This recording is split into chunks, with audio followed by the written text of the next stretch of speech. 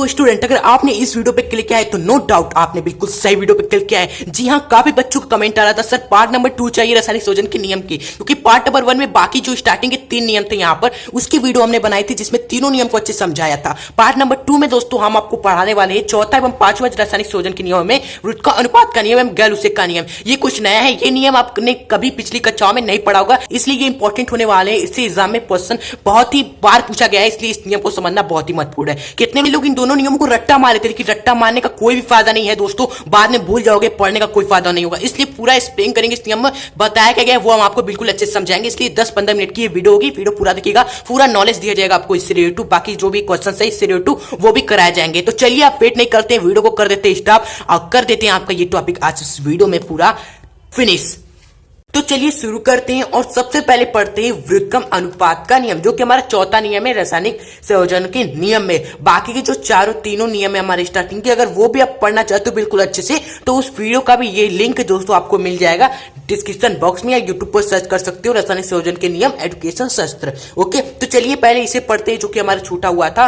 क्या है व्युत्क्रम अनुपात का नियम? ज्यादातर बच्चे इसमें कंफ्यूज रहते हैं, लेकिन आपको बिल्कुल आसानी से हम आपको समझा देंगे व्युत्क्रम अनुपात का नियम। देखिए रट्टा तो कोई भी मान लेता है, लेकिन मेन चीज होता है उसको समझना। बिल्कुल अगर आप रट्टा मारोगे तो फिर बाद में जाकर आप भूल जाओगे, कोई फायदा नहीं होगा पढ़ाई का। ओके, तो आइए हम इसे बिल्कुल फील करते हैं, समझते हैं व्युत्क्रम अनुपात के नियम को। सबसे पहले यह जो नियम है वह जर्मन वैज्ञानिक रीचर ने प्रतिपादित किया था।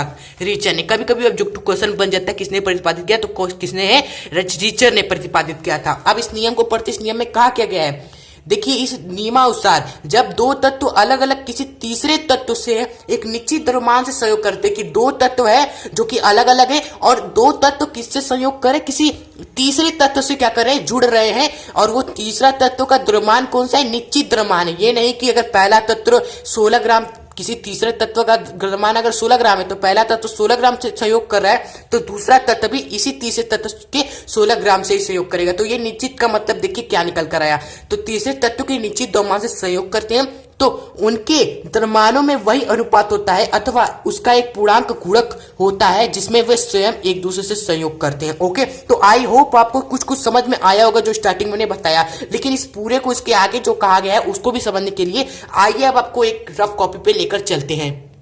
देखिए इस नियम में कहा क्या गया है। इस नियम में तो पहले हमने बताया कि दो तत्व है अलग अलग और वे किसी तीसरे तत्व के निश्चित द्रव्यमान से सहयोग करते हैं। जैसे ये एक तत्व हो गया, ये दूसरा तत्व हो गया, अलग अलग है, हाँ सर अलग अलग है। और ये तीसरा तत्व मान लेते हैं हमारा C है, जिसका द्रव्यमान दोस्तों क्या है, यहाँ पर इसका द्रव्यमान हमारा क्या है, निश्चित है। तो ये दोनों क्या करते हैं, सहयोग करते हैं। तो आइए मान लीजिए A हमारा क्या है, पहले तीसरे तत्व से सहयोग करा तो क्या बना हमारा यहाँ पर AC बना, और ये B C से जब जुड़ा हमारा तो क्या बना, यहाँ पर हम मान लेते हैं BC बना। और इनमें अनुपात भी देखना है, क्योंकि अनुपात की यहाँ बात की गई है। तो यहाँ पर A हमारा C से जो संयोग करा है वह A अनुपात है C में, और B जो हमारा यहाँ पर C से संयोग किया है, B एवं C के बीच में कौन सा अनुपात है, मान लीजिए B अनुपात C है। ओके, और यहाँ पर C हमने आपको बता ही दिया है, ये क्या है, इसका निश्चित है। यहाँ पर भी जो C है, यहाँ पर भी जो C है, दोनों इक्वली रहेंगे, भले A एवं B का क्या है, अलग अलग द्रव्यमान है। यहाँ पर अलग अलग द्रव्यमान में ये संयोग कर रहे हैं, और यही जिस अनुपात में ये संयोग कर रहे, कहा है ना यहाँ पर निश्चित द्रव्यमान से संयोग करते हैं तो उनके द्रव्यमानों में वही अनुपात होता है। तो यहाँ पर जिस अनुपात से यह सहयोग किए, इनका जो ये द्रव्यमान है, इनकी ये जिस अनुपात में, जिस द्रव्यमान में दोस्तों A एवं B क्या हुए, C से जुड़े हुए हैं, A एवं B C से जुड़े हुए हैं, यहाँ पर जिस द्रव्यमान से, उस द्रव्यमान का अनुपात दोस्तों इस नियम में कहा गया है वही अनुपात होता है जिसमें वह एक दूसरे से संयुक्त होते हैं। यानी अगर आप A एवं B क्या करेंगे, खुद से संयुक्त करके A एवं B बनाएंगे तो यहाँ पर जो A एवं B का अनुपात होगा फ्रेंड्स, वह क्या होगा, यही अनुपात होगा जिसमें वह C के साथ जिस द्रव्यमान में संयोग करते उसके अनुपात के बराबर। ओके, लेकिन यहाँ पर एक बात और यहाँ पर कही गई है, ये वही अनुपात होता है, या फिर अगर ये वही चीज नहीं होगा, सेम टू सेम नहीं होगा, तो क्या हो सकता है, एक पूर्णांक गुणक होगा। बस यही दिक्कत है, यहाँ पर एक पूर्णांक गुणक भी हो सकता है या फिर सेम टू सेम होगा। एक पूर्णांक गुणन का मतलब क्या है, जैसे A अनुपात B, मान लीजिए आपका क्या निकल कर आया, 1:4 निकल कर आया, और यहाँ पर अगर आपने देखा इन दोनों के बीच में जो रेशो निकल कर आया वह 1:48 निकल कर आया। ओके, तो ये दोनों क्या है, इक्वल तो है नहीं, वही अनुपात नहीं है, लेकिन यहाँ पर आप देख लो एक पूर्णांक गुणक है। यहाँ पर देख लो 4 का जब आप यहाँ पर एक पूर्णांक है 4, इसका जब आप 2 में गुणा करोगे तो आपको यहाँ पर 8 मिलेगा कि नहीं, हाँ मिलेगा। लेकिन लेकिन यहाँ पर वही चीज नहीं है। तो इसका मतलब क्या है कि ये चीज नहीं होगा तो क्या होगा, एक पूर्णांक गुणक होगा। यहाँ पर जैसे 4 2 यहाँ पर दिख रहा है, इसमें 2 का गुणा किए एक पूर्णांक में तो 8 निकल कर आया। तो ये भी हो सकता है। तो यही नियम है इनका। ओके, आई होप आपको समझ में आया होगा क्या होता है। ओके, अब आइए एक प्रैक्टिकली समझते हैं तत्वों को लेकर, जिससे आपको और अच्छा फील आए रियलिटी में। जैसा कि एक हमने उदाहरण लिया यहाँ पर, आपको मान लेना है पहला जो तत्व है यहाँ पर, फर्स्ट तत्व हम मान लेते हैं यहाँ पर कौन सा है हमारा, ये हाइड्रोजन है। दूसरा तत्व हम मान लेते हैं, हम रियलिटी में ले रहे हैं यहाँ पर सल्फर, एवं तीसरा तत्व हम ऑक्सीजन ले रहे हैं। अब देखते हैं क्या ये नियम यहाँ पर पालन करता है।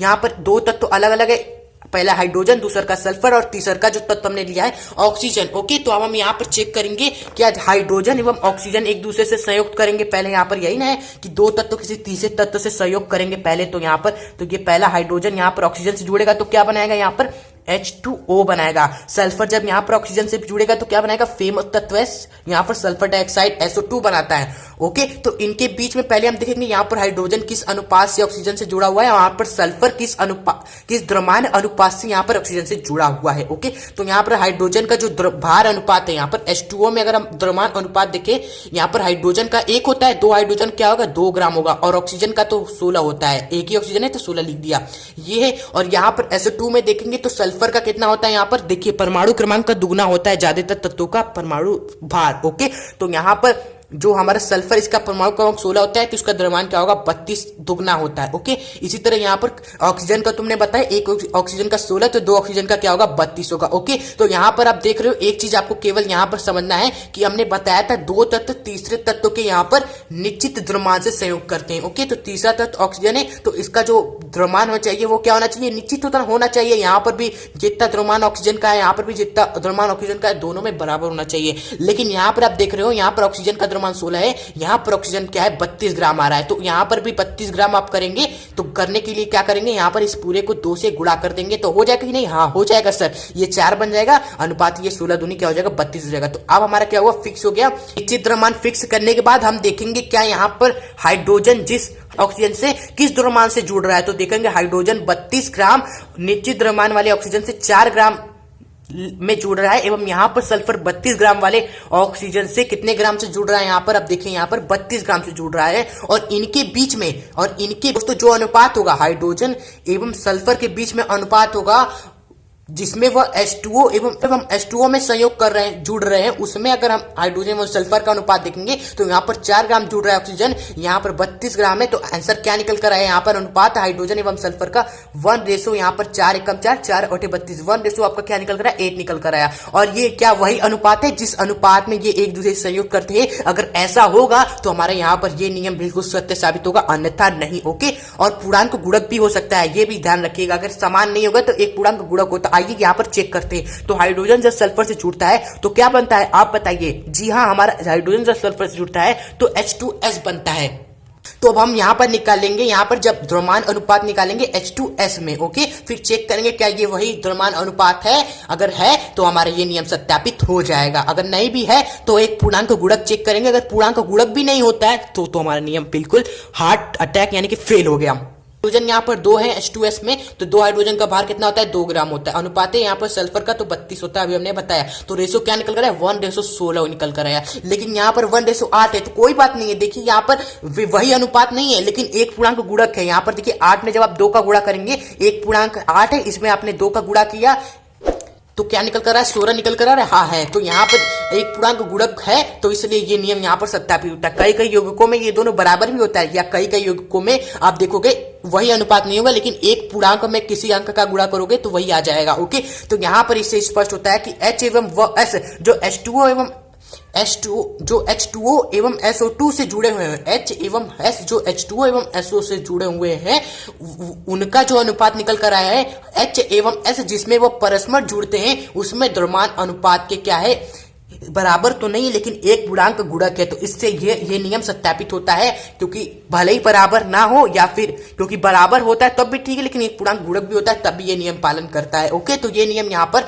बिल्कुल सत्यापित हो गया है। अब इससे क्वेश्चन किस तरह बन जाते हैं एग्जाम में, आपसे इस तरह थोड़ा बड़ा बनाकर दिया होता है आपके एग्जाम में क्वेश्चन, लेकिन हम यहाँ पर शॉर्ट करके यहाँ पर उस क्वेश्चन को रिप्रेजेंट किए हैं पूछा, आपको कहा जाएगा सिद्ध करे कि यह जो व्युत्क्रम अनुपात के नियम का क्या करता है, अनुरूप है या उसका पालन करता है। ओके, तो कैसे करेंगे यहाँ पर, सेम उसी तरह है। यहाँ पर आप इसी तरह जैसे हमने आपको किया ना, यहाँ पर उसी तरह इसको भी करना है। यहाँ पर दो अलग अलग तत्व है, कार्बन सल्फर, एवं तीसरा जो तत्व है हमारा क्या है, ऑक्सीजन है। इससे जब कार्बन जुड़ा, ये दोनों तत्व तीसरे तत्व से जुड़े तो CO2 बना, SO2 बना, एवं जब ये खुद से जुड़े तो क्या बना, CH2 बना। ओके, तो आपको वही करना है। पहले यहां पर आप देखेंगे CO2 में द्रव्यमान अनुपात निकालेंगे, CO2 में आप पहले द्रव्यमान अनुपात निकालेंगे, यहां पर फिर SO2 में द्रव्यमान अनुपात निकालेंगे। ओके, और ध्यान रखें यहां पर जो ऑक्सीजन का द्रव्यमान होना चाहिए दोनों में निश्चित होना चाहिए। जब निश्चित हो जाएगा तो आप देखेंगे इसमें जो कार्बन एवं सल्फर है उसका अनुपात यहां पर देखेंगे, यहां पर कार्बन एवं सल्फर का अनुपात, फिर उसके बाद यहां पर जब वो परस्पर जुड़ रहे हैं वह अनुपात यहां पर कॉपी भी अपने से लिखकर निकालेंगे।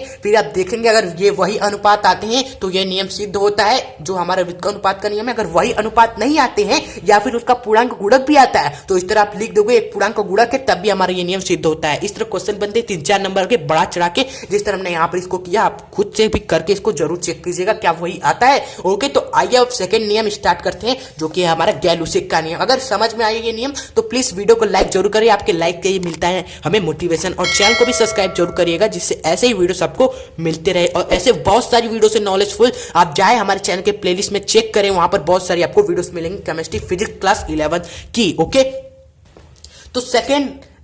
तो पांचवा नियम है लास्ट रासायनिक संयोजन का नियम है गैलुसेक का नियम, गैलुसेक लॉ। तो गाय मत पढ़िएगा क्या बताएं, यहाँ पर साइंटिस्ट के भी नाम में विदेश साइंटिस्ट की तरह एनिमल्स की तरह होते हैं। खैर छोड़िए, यहाँ पर हमें क्या नियम से मतलब है, गैलुसेक का नियम क्या होता है इसे समझते हैं। नाम ही लिखा है यहाँ पर गैलुसेक, तो ये नियम कौन प्रतिपादित करेगा, गैलुसेक के द्वारा ये प्रतिपादित किया गया है। बहुत सिंपल बात है। ओके, इस नियम को पढ़ते हैं। इस नियमानुसार गैस जब परस्पर अभिक्रिया करती है तो उनके अभिकारी आयतनों में परस्पर तथा क्रिया में बने गैसीय उत्पादों के आयतनों के साथ सरल अनुपात होता है, बशर्ते सभी आयतन STP पर मापे गए हो। बस खेल खत्म, बहुत ही सिंपल। ये क्या है, आपका नियम होने वाला है, समझने में बिल्कुल आसान है। कहा क्या है, गैसें जब परस्पर अभिक्रिया करती है। यहाँ पर बात चलेगा कब, जब गैसें क्या हो, रासायनिक अभिक्रिया करे। ध्यान रखिए, कई ठोस या द्रव पदार्थ अभिक्रिया करेगा तो ये नियम हार्ट अटैक यानी फेल हो जाएगा। ओके, तो ये गैस जब परस्पर अभिक्रिया करेंगी तो उनके अभिकारी समझते हैं ना, जो कि द्रव्यमान संरक्षण के नियम ने बताया, ये जो इधर की जो तत्व होते हैं बाएं तरफ के, ये सभी अभिकारी होते हैं जो जुड़ते हैं एक दूसरे से, वो अभिकारी होते हैं, और जो बनता है वो उत्पाद होता है। तो ये अभिकारी है, इनका आयतन आप देखेंगे ये किस आयतन से एक दूसरे से जुड़े हुए हैं, और जो अभिक्रिया हुई है उसके बाद जो उत्पाद बना है, भाई गैसी तत्व जुड़े हुए हैं, गैसी यौगिक जुड़ के बना रहे हैं, तो बनेगा क्या, गैसी उत्पाद। तो उस गैसी उत्पाद का आयतन देखेंगे, और वो आयतन क्या है, एक दूसरे से सरल अनुपात में होगा। कब होगा, जब सभी आयतन STP पर मापे गए हो। ओके, ये हमेशा होगा, गैलुसेक का ये नियम है। ओके, तो जैसा उदाहरण है, जैसे हमने लिया है ये गैस है, ये भी गैस है, बना उत्पाद भी गैस है, तो इसमें हम आयतन देखेंगे। यहाँ पर H2O का कितना आयतन है, अरे सर आयतन कैसे बताएंगे, देखिए यहाँ पर आयतन हमें यहाँ पर लिखा हुआ है साफ साफ 1 है, तो H2 का कितना यहाँ पर आयतन है, 1 आयतन है। चलिए ठीक है, H2 का 1 आयतन है। सेकेंड बात, यहाँ पर Cl2 का कितना आयतन है, इसको 2 मत कहिएगा, अरे ये तो Cl2 बता रहा है 2, ये Cl2 तो हमारी गैस होती है, और आयतन बताता है Cl2 कितना है। आयतन यहाँ पर दिखाया छुपा हुआ है 1, जैसे यहाँ पर H2 तो हमारा अणु है, लेकिन यहाँ पर 1 जो बता रहा है H2 कितना है, जो कि आयतन है। ओके, इस तरह Cl2 तो हमारा गैस है, लेकिन Cl2 कितना है, 1 है, यानी कि इसका 1 आयतन है। ओके, दोनों मिलकर कितना आयतन बना रहे हैं, अभिकारक उत्पाद आयतन कितना है, यहाँ पर देखोगे, यहाँ पर HCl तो हमारा यौगिक है, लेकिन कितना यौगिक है, 2 है, तो ये 2 आयतन हमें बता दिया। ओके, तो यहाँ पर दिखा हमें क्या, इनके बीच में अनुपात अगर हम देखेंगे, अगर इनके बीच में जो अनुपात आएगा वो सरल अनुपात होगा, तो हमारे ये नियम क्या हो जाए, सिद्ध कर जाएगा। यही नियम होता है कि गैसें जब संयुक्त होती है तो अभिकारी आयतन एवं जो उत्पाद बनता है उस आयतन का जो अनुपात होता है वो सरल अनुपात में होता है। ओके, जैसे यहाँ पर 1 है, यहाँ पर 1 है रेशो, एवं यहाँ पर जो रेशो है वो 2 है। ओके, तो इसके बीच में जो हमारा अनुपात आप देख रहे हो सरल अनुपात है। ओके,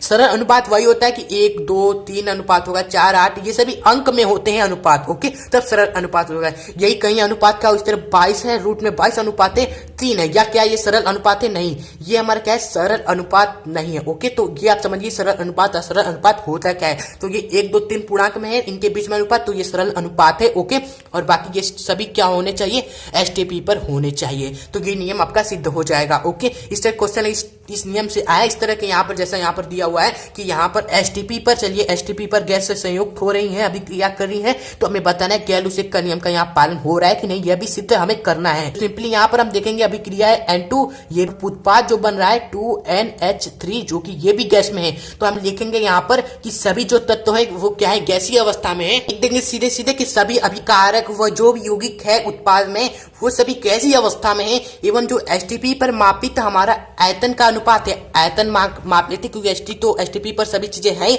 तो आयतन भी एसटीपी पर होगा। तो N2 यहाँ पर कितना है, 1 है, तो यहाँ पर 1 आयतन हमारा N2 का हो गया। आयतन H2 हमारा कितना है, 3 है, तो ये 3 आयतन हमारा का हो गया। एवं यहाँ पर जो उत्पाद बना NH3 वो कितना है, 2 है, तो 2 आयतन इसका हो गया। उत्पाद कितना है, इनके आयतनों का अनुपात कितना है एसटीपी पर मापित आयतनों का, देखेंगे 1 3 2, तो रेशो कितना है 1:3:2।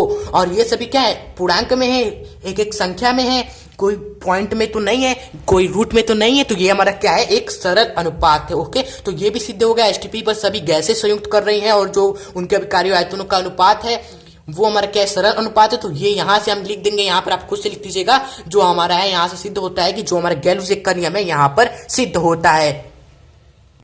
तो फ्रेंड्स ये सभी हमने देख लिए, 2 नियम बचे थे रासायनिक संयोजन के नियम से, हमने आपको बिल्कुल अच्छे से समझा दिया, योग समझ में आया होगा। अगर वीडियो अच्छी लगी हो प्लीज वीडियो को लाइक जरूर करिएगा और अपने दोस्तों को भी ये वीडियो जरूर शेयर करें ताकि वो भी इस वीडियो का फायदा उठाते रहें। ओके, तो आप मिलेंगे ऐसे ही एक और धमाकेदार वीडियो के साथ, तब तक के लिए गुड बाय। और हमारे मेहनत के लिए, हमारे इस बेहतरीन एजुकेशन के लिए वीडियो को लाइक और चैनल को सब्सक्राइब करके जरूर जाइएगा, जिससे ऐसी वीडियोस आपको टाइम टाइम मिलती रहे। ओके, तो ये रही वो प्लेलिस्ट जिसमें आपको इस तरह के कई वीडियोस और मिलेंगे जो कि आपको कुछ नया सिखाएंगे, कुछ यूनिक बताएंगे। ओके, तो आप ध्यान से देखिएगा और सीखिएगा। चलिए आप मिलेंगे नेक्स्ट वीडियो के साथ, तब तक के लिए गुड बाय।